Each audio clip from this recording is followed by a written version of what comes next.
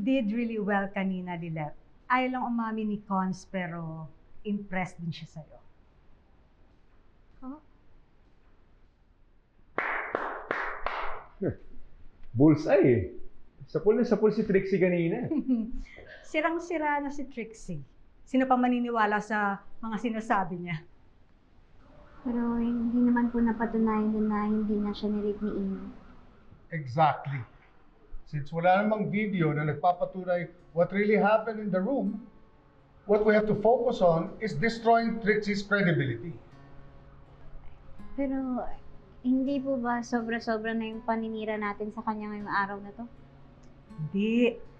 Pinapakita lang natin yung tunay na Trixie sa judge at sa mga tao. Don't tell us, kumakampi ka na sa kanila ngayon. I know it. Hindi naman po sa ganun, si RD. Nasa panig niyo pa rin po ako at hindi po magbabago yun. Naisip ko lang po, baka may iba pang paraan para maipanalo natin tong kaso. Tulad ng,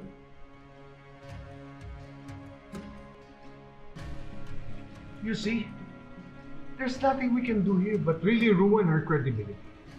And since you can't sit on the witness stand, I was thinking that we should have Cess do it. Pero si RD, Lilet, ang layunan ng hakbang na ginawa natin para sa kasong ito. Ilabas na natin ang lahat ng bala na meron tayo. Please, Lilet.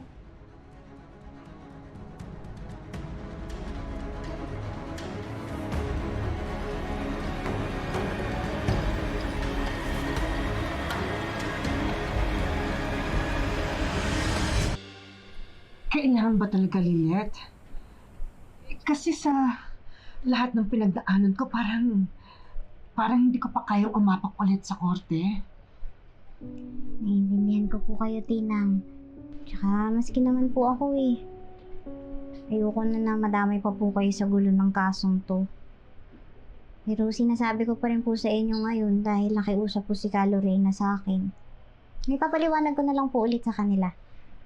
Lalo pa po ngayon, malapit na birthday niyo. Ayoko naman po na ma-stress pa kayo. Nahihirapan ka na ba dyan, anak? Alam ko naman po, Tinang eh. Alam ko naman po nung simula pa lang na hindi magiging madali ito. Pero, ayun po, ramdam na ramdam ko na yung hirap at sakit na nakakita kong dinudurog ko yung sarili kong ama at kapatid. Siguro po kasi sa kabila ng mga ginawa nila sa akin, sa puso ko,